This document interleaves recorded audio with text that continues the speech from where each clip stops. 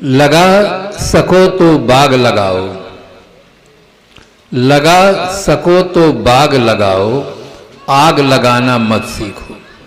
जला सको तो दीप जलाओ, दिल जलाना मत सीखो। कर सको तो सत्कर्म करो, दुष्कर्म करना मत सीखो। मार सको तो वासना मारो, प्राणी मारना मत सीखो। ये ऐसी बातें हैं जो सार्वभौम हैं, किसी संप्रदाय की अपेक्षा नहीं रखती। छत्तीसगढ़ में दो क्रांति और होनी चाहिए। एक बाग लगाने की क्रांति होनी चाहिए। आप दूसरे प्रांतों में जाइए, उत्तर प्रदेश, हरियाणा, बिहार, पंजाब, वहाँ बगीचा बहुत है, बागें बहुत है। बाग से आर्थिक समृद्धि बढ़ती है और पशुओं के लिए हरित क्रांति होनी चाहिए। यहाँ के पशु बहुत छोटे, बहुत दुबले। हमारे यहाँ तो दूध देने वाले जानवर को, जिसमें धान पैदा होता है, उसको कभी भूल कर भी नहीं देते। ये दूध को और शोषण करता है। हरी हरी घास खिलाते हैं, हरे चारा का प्रबंध करते हैं। गुजरात में तो जानवरों के खाने के लिए सरकार अलग से व्यवस्था देती है, उसका पैसा लेती है, पर उसका व्यवस्था देती है, जिससे वहाँ की भैंसें 10-10, 12-12 किलो दूध एक टाइम में देती है। ये दो क्रांति की यहाँ बहुत जरूरत है। जिनके पास जमीन हो, ज्यादा पानी अच्छा हो, उन्हें 2-4 एकड़ में बाग लगाना चाहिए। लगता है सदगुरु कबीर साहब यहाँ पहुंचे होंगे, तभी उन्होंने कहा बोया पेड़ बम्बूल का तो आम कहाँ थे। बम्बूल का पेड़ लगा के आम कहाँ खाएंगे? चाहे जितना उसको यूरिया खाद डालो, चाहे गंगा जल से सींचो, आम नहीं लगने वाला। छत्तीसगढ़ बहुत तेजी के साथ आगे बढ़ रहा है, शिक्षा में भी बढ़ रहा है, भौतिक विकास में आगे बढ़ रहा है। तो दो विकास और आगे देना चाहिए, जिससे आर्थिक समृद्धि और बढ़े और बच्चों को पर्याप्त मात्रा में दूध मिले। अच्छे क्वालिटी के जानवर आपको रखना चाहिए। आप दूसरे प्रांत जाकर देखें, गौवे कितना दूध देती हैं, भैंसे कितना दूध देती हैं। ये दो क्रांति की और जरूरत है। अब मैं अपने विचारधारा की ओर आऊं। संत सम्राट सदगुरु कबीर साहब उत्तर प्रदेश की प्रसिद्ध नगरी काशी में हुए। आप परम वैराग्यवान, एक महान क्रांतिकारी संत हुए। उनकी बड़ी विलक्षण प्रकृति थी। मैं सच्चे पथ का राही हूं, कह सकता दिन को रात नहीं, ईमान बेच दूं टुकड़ों में, यह मेरे बस की बात है। दो टूक की भाषा में कहने वाले किसी महापुरुष का हम नाम जानते हैं तो उनका नाम है संत कबीर। इतना साफ साफ कहने वाला दुनिया के इतिहास में नहीं पाया जाता। उन्होंने कितना साफ कहा, संतो राह दोनों हम दीठा, हिंदू तुरुक हटा नहीं माने, स्वाद सबन को मीठा। हिंदू व्रत एकादश साधे, दूध सिंघारा सेती, अन्न को त्यागे मन को न हटके, पारन करे सगौती। तुर्क रोजा नमाज गुजारे, बिस्मिल बांग पुकारे, इनको बहिस कहाँ से हो जो सांझे मुर्गी मारे। हिंदू की दया में हर तुर्कन की, दोनों घट सो त्यागी, ई हलाल व झटका मारे, आग दोनों घर लागी। हिंदू तुर्क की एक राह है, सतगुर सोई लखाई, कहाँ ही कबीर सुनो हो संतो, राम न कहूं खुदाई। इतना साफ साफ कहने वाले महापुरुष सदगुरु कबीर साहब की सत्य में अनन्य निष्ठा थी। इसीलिए सत्य के विरुद्ध उन्होंने जहां जो कुछ देखा, बिना भय के उसका निराकरण किया और शाश्वत सत्य का प्रतिपादन किया। जैसे टेलर होता है, टेलर दो काम करता है। आपको एक पायजामा सिलाना हो, आप एक थान कपड़ा ले जाइए तो टेलर घबराता नहीं, उसके पास फीता होता है। वो नाप लेता है पायजामा में कितना कपड़ा चाहिए, और एक कैंची भी होती है, कैंची से काट लेता है, आपको थान वापस कर देता है। अगर टेलर कपड़ा को काट ले और सिए नहीं तो कपड़ा बेकार हो जाएगा। काटने के बाद टेलर क्या करता है, सीता है कपड़ा को, तो बढ़िया पैंट बन जाता है, कमीज बन जाती है। इसी प्रकार से सदगुरु कबीर साहब असत्य को काटते हैं और सत्य की मशीन चलाते हैं, सिलाई करते हैं, असत्य को काट करके सत्य का प्रतिपादन करते हैं। इसीलिए हिंदू मुसलमान या पूरा मानव समाज उनका ऋणी, उनकी बातों को मानता है। उनकी वाणी निष्पक्ष, किसी मत पंथ का पक्ष नहीं लेती, किसी शास्त्र परंपरा का पक्ष नहीं, निष्पक्ष वाणी है, साफ वाणी है। आज उस वाणी की बहुत ज्यादा जरूरत है। साहब ने अपनी मौलिक कृत बीजक में कहा, आपा तजे हरि भजे नक्सिक तजे विकार, सब जीवन से निर्वैर रहे साधु मता है सार। साधु मत का साहब सार सिद्धांत बताते हैं। सार वस्तु बहुत थोड़ी होती है। दूध में घृत सार होता है, तिल में तेल सार होता है। इसी प्रकार से साधु मत का सार साहब दो पंक्ति में बताते हैं। सबसे पहले बताते हैं आपा तजय। आपा शब्द के दो अर्थ हैं, अपना स्वरूप भी होता है, अहंकार भी होता है। तजय है, यहाँ अहंकार को तजना है, छोड़ना है। दुर्योधन अभिमाने गयो, पांडव केर मरम नहीं पयो। दुर्योधन का पतन अहम के कारण से होता है। रावण के मन में भी बहुत अहंकार था। मंदोदरी कितनी सुंदर बात कहती है कि जो चाहो आपन कल्याणा, सुयस सुमत शुभ गति सुख माना, तो पर ना लीलार गुसाई, तजो चौथ चंदा की नहीं। कितना सुंदर उपदेश दिया है कि अगर अपना कल्याण चाहते हैं, सुख चाहते हैं, मान चाहते हैं, तो पर नार लीलार गुसाई, तजो चौथ चंदा की नाई। हे स्वामी, पराई नारी को माथा चौथ के चंद्रमा के समान समझ के छोड़।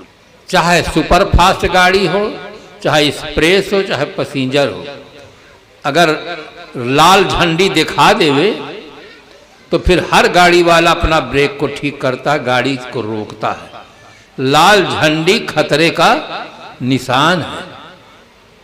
ये माताएं लाल झंडी देखो लगाए रहती ना माथे में, बिल्कुल लाल झंडी ये खतरे का निशान है। इसको देख करके अपने ब्रेक को टाइट रखना चाहिए। कितनी सुंदर बात कही। हमारी माताएं बीच में से मांग पारती हैं। इसका एक रहस्य है। पिता का कुल और पति के कुल दोनों के बीच में रहती हैं। पिताजी के यहाँ कोई समस्या हुई तो लड़की जाकर वहां सेवा करती है, अब पति के कुल में समस्या हुई तो वहां सेवा करती है।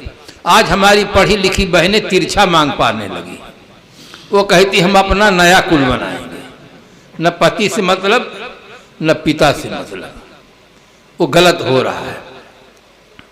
हमारी भारतीय परंपरा में इसमें बहुत चीजों का राज छिपा हुआ है, वो खुलना चाहिए। अहंकार पतन का कारण है। चाहे वो जिसके पास हो, जहां अहम होगा वहां पतन होगा। इसलिए जीवन में विनम्रता की बहुत बड़ी आवश्यकता है। विद्या ददाति विनयम, विद्या विनय को देती। बरसहि जलद भूम नियराए, यथा नवहि बुद्ध विद्या पाए। बादल जब बरसता है तो नजदीक आ जाता है, झुक जाता है, नम्र हो जाता है। एक शायर ने बहुत सुंदर शब्दों में कहा, झुकता वही है जिसमें जान होती है, अकड़ना तो मुर्दे की पहचान होती है। जो मुर्दा आप देखे होंगे कितना अकड़ जाता है, कोमलता नहीं रह जाती है। झुकना ये जिंदापन का प्रतीक है। तराजू जो वजनदार होता है वो नीचे रहता है, हल्का तराजू ऊपर रहता है। जो वृक्ष फल जाते हैं वे झुक जाते हैं। इसलिए जीवन में विनम्रता की बहुत बड़ी आवश्यकता है। जो बहुएं विनम्र होकर सास की सेवा करते हैं वो सास के दिल को छू लेती हैं, सास उनकी भूर भूर प्रशंसा करती है। और बहू अगर अपने अहम में रहती है, अपने माता पिता परिवार की बड़ाई करती रहती है और यहाँ की आलोचना करती रहती है, वो दिल से निकल जाती है। अहम का प्रदर्शन नहीं होना चाहिए। जीवन में विनम्रता की बहुत बड़ी आवश्यकता है। नारद जी को अहंकार हो गया था और नारद जी का फिर कितना बड़ा पतन हुआ था। इसलिए चाहे साधक हो चाहे संसारी व्यक्ति हो, अहम आएगा तो व्यक्ति का पतन होगा।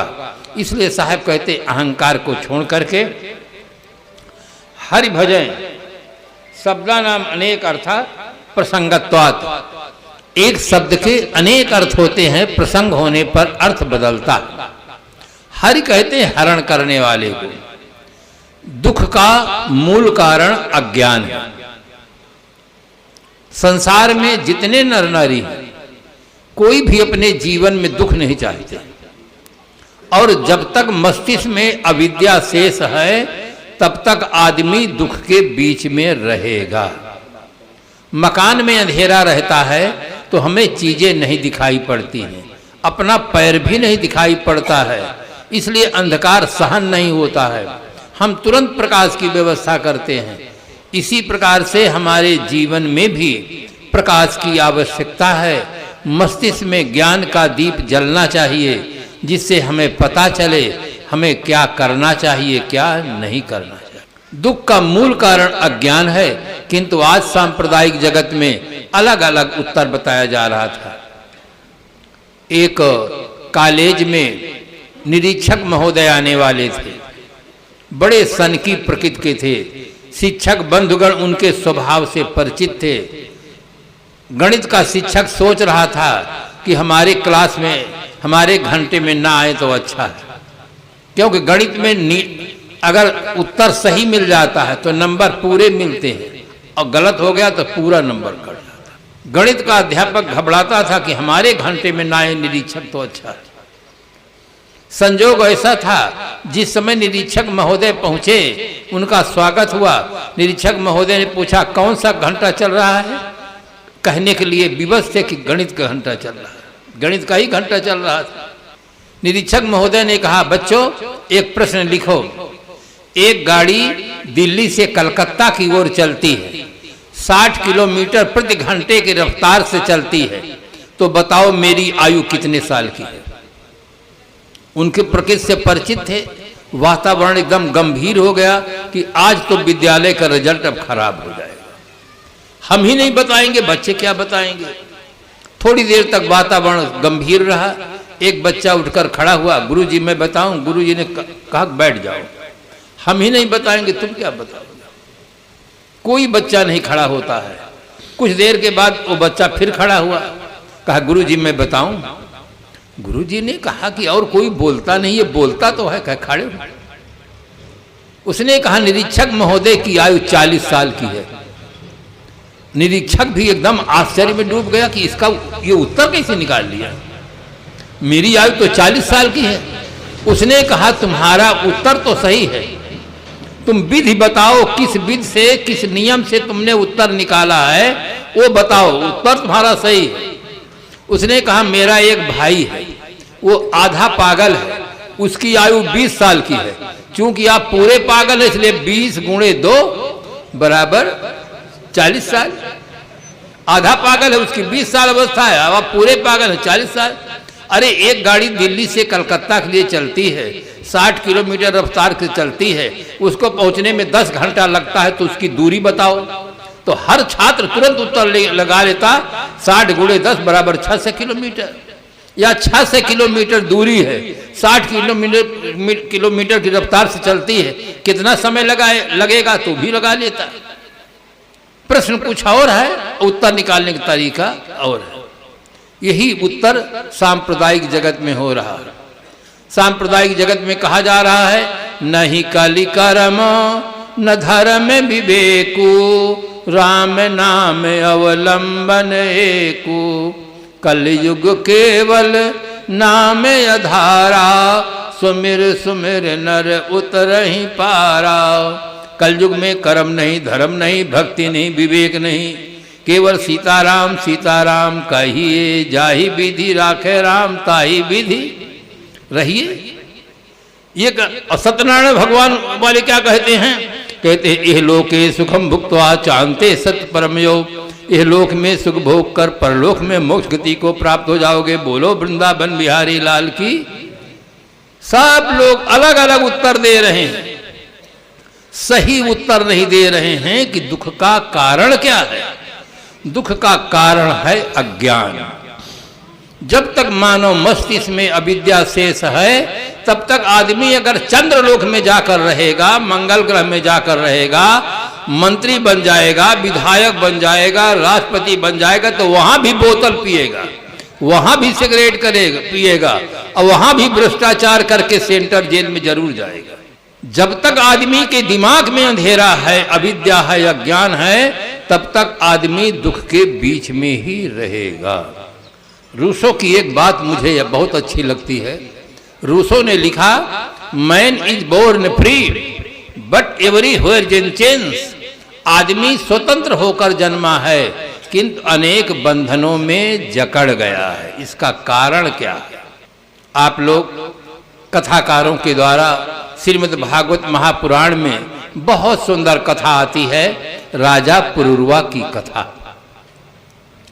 कथा से मन की व्यथा मिटती है और संसार में कोई उपाय नहीं। एक संपन्न आदमी हो, उसके पास एक ही बेटा हो और होनहार हो, उसका अचानक एक्सीडेंट हो गया हो, तो जो उसके मन में दुख होता है, दुनिया का कोई थर्मामीटर नाप नहीं सकता कितना दुख होता है। वो आदमी खाता है, जीता है, रहता है, किंतु भीतर जो दुख है उसको कुछ नापा नहीं जा सकता। अगर वो आदमी कथा सुनता है तो धीरे धीरे उसका दुख कपूर की तरह उड़ जाता है।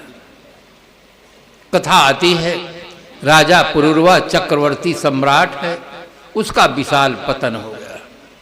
विशाल पतन हो जाने से उसके मन में बहुत बड़ी ग्लानि पैदा हुई, दुख पैदा हुआ कि मैं चक्रवर्ती सम्राट और मेरा विशाल पतन, इस पतन का कारण कहाँ पर है? पतन के कारण पर जब विचार करता है तो वहाँ भागवतकार लिखते हैं, स्वार्थस्या को विदम धिंग माम मूर्खः पंडित मानिनम यो अहमीश्वरताम प्राप्य स्त्रीभिर्गो खरवज्जिता किम विद्या किम तपसा किम त्यागेन श्रुतेन वा किम विविक्तेन मौनेन स्त्रीभिर्यस्य मनोहृतम किमेतया नो अपकृतम रज्ज्वा वा सर्प चेतसः रज्जु स्वरूपा विदुषो यो अहम यद अजितेन्द्रियः। मुझे अपने ही हानि लाभ का पता नहीं, फिर भी मैं अपने को बहुत बड़ा पंडित मानता हूँ। ये राजा पुरूरवा कह रहा है, मुझे अपने ही हानि लाभ का पता नहीं, फिर भी मैं अपने को बहुत बड़ा पंडित मानता हूँ। जब पतन के खास कारण पर विचार करता है तो राजा कितना निष्पक्ष है, कितना साफ चिंतन करता है। राजा कहता है कि जैसे मार्ग में रस्सी पड़ी हो, रस्सी को देखकर कोई व्यक्ति सर्प की कल्पना करके दौड़े, गिर पड़े, चोट लग जाए तो रस्सी का कोई दोष नहीं। इसी प्रकार से इन उर्वशियों का कोई दोष नहीं है, दोष मेरा है। यो यद अजितेन्द्रियः, जो मुझ में अजितेंद्रिय दोष है, इस दोष के कारण से मेरा विशाल पतन हुआ है। जो एक राजा के पतन का कारण है, विश्व के प्रत्येक नर नारी के पतन का वही कारण है, अजितेंद्रिय दोष। जैसे हाथी के पैर में सबके पैर समा जाते हैं, इसी प्रकार से अजितेंद्रिय दोष में जीवन के सारे दोष समाहित हो जाते हैं। आप लोगों में से कुछ भाई ऐसे होंगे जो ताश खेलते होंगे, खेजा जानते होंगे। ताश में 52 पत्ते होते हैं।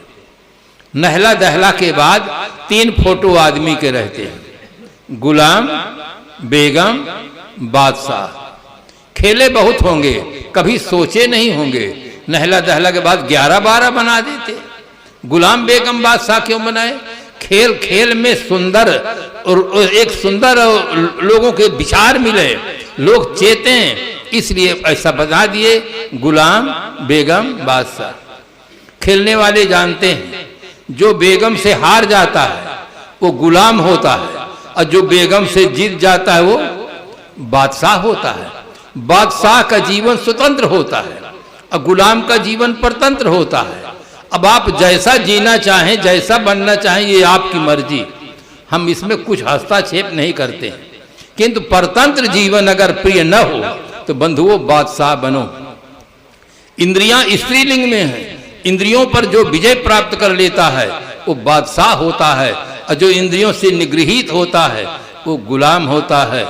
आप देखते हैं ड्राइवर गाड़ी चलाता है, थोड़ा सा आंख और हाथ का संयम हट जाता है, तुरंत एक्सीडेंट हो जाता है।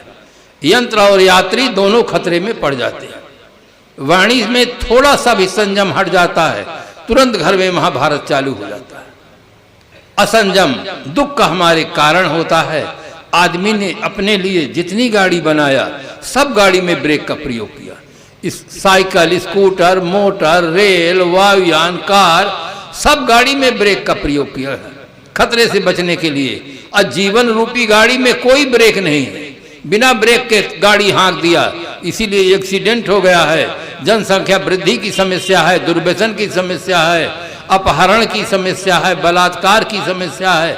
जीवन में समस्याओं का अंबार लगा हुआ है क्योंकि गाड़ी में ब्रेक नहीं। इसलिए कथाओं को बड़े श्रद्धा और भाव के साथ सुनो, जीवन को आजाद बनाओ। आज हमारा जीवन आजाद नहीं है, आज हमारा देश आजाद है। हम बड़े गौरव के साथ कहते हैं कि हम स्वतंत्र देश के नागरिक हैं। क्या उसी गौरव के साथ हम ये भी कह सकते हैं कि हमारा जीवन आजाद है? जीवन आजाद नहीं है, जीवन वासनाओं में बंधा हुआ है, गलत आदतों में बंधा हुआ है, और इतना बंधा हुआ है कि आज का साक्षर आदमी कैसा है कि साहब दम टूट सकता है, बीड़ी और बोतल नहीं छूट सकता।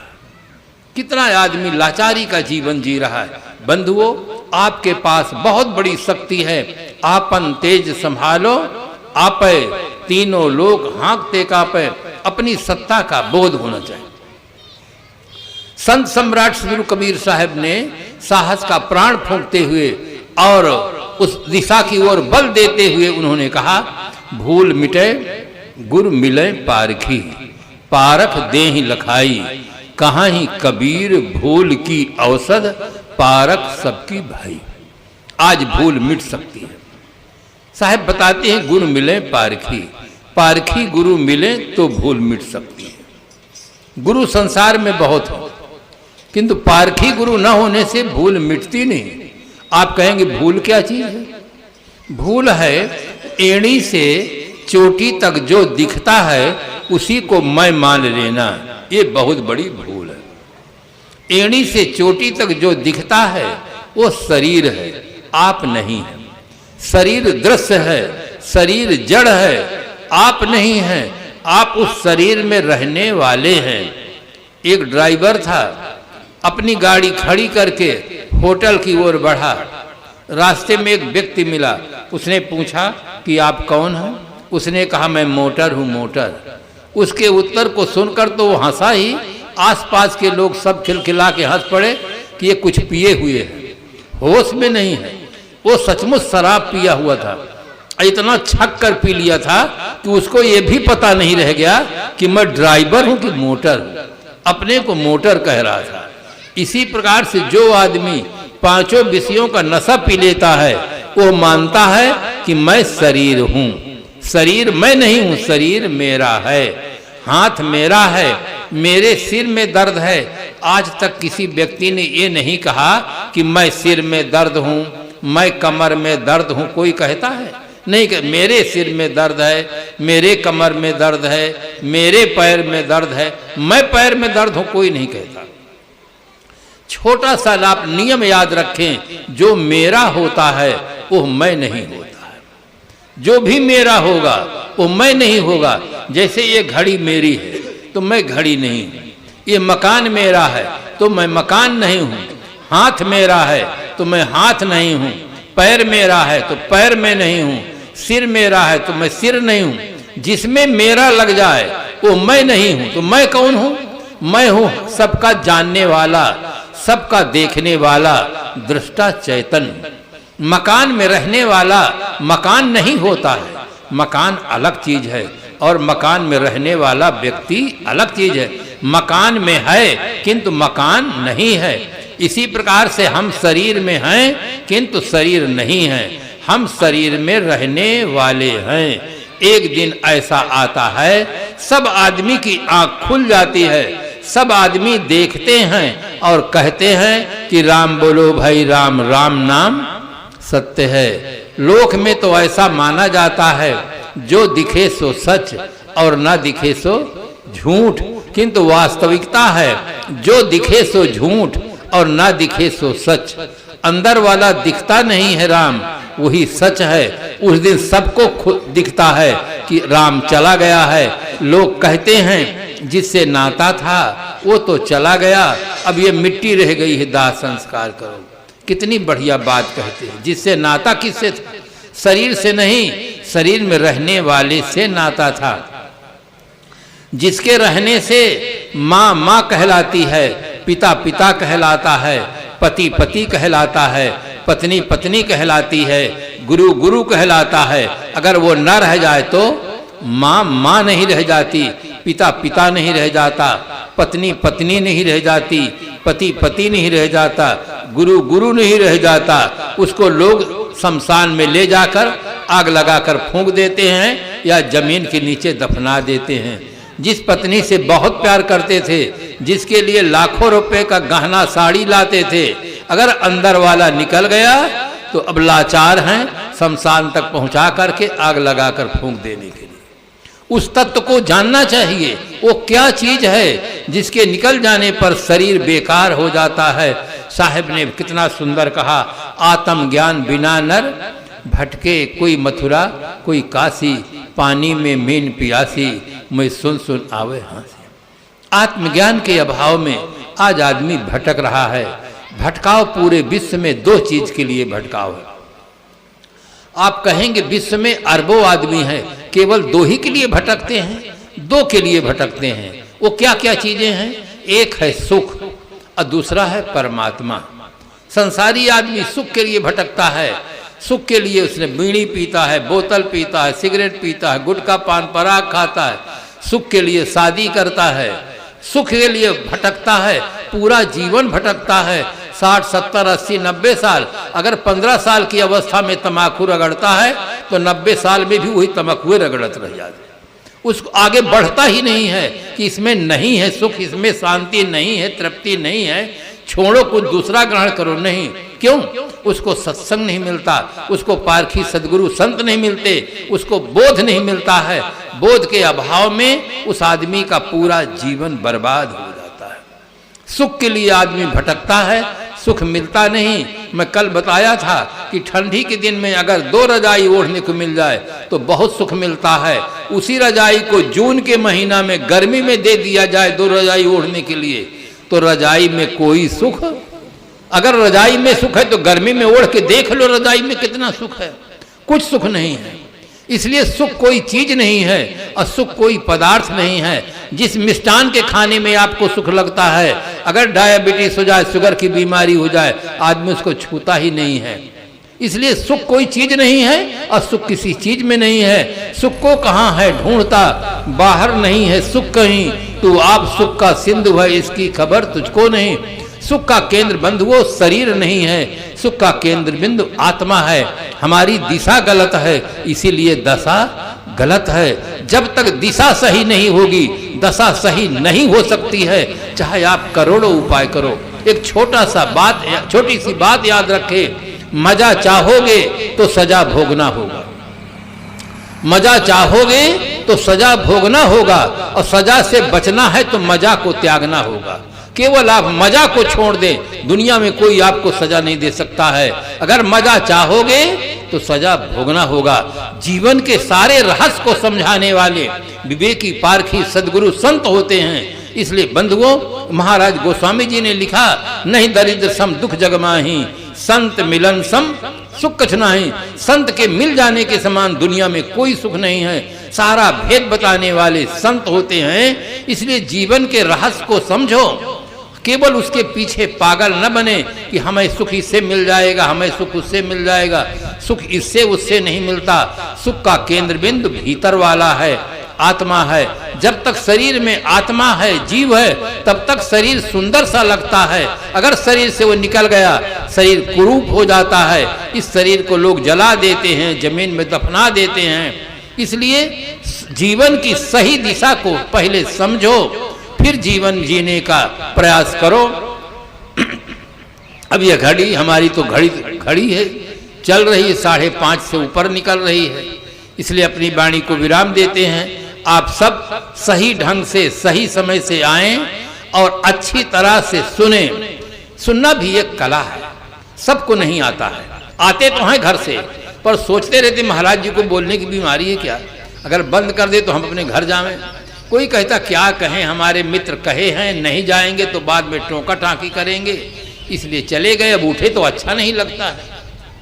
इससे सत्संग से लाभ नहीं मिलता है। एक आदमी है, उसके बढ़िया नई बाल्टी लाया, नल से पानी आ रहा था पूरे फोर्स से, बाल्टी को रख दिया, अब बाल्टी में पानी गिर रहा है। घंटों बीत गया है, बाल्टी भरती ही नहीं है।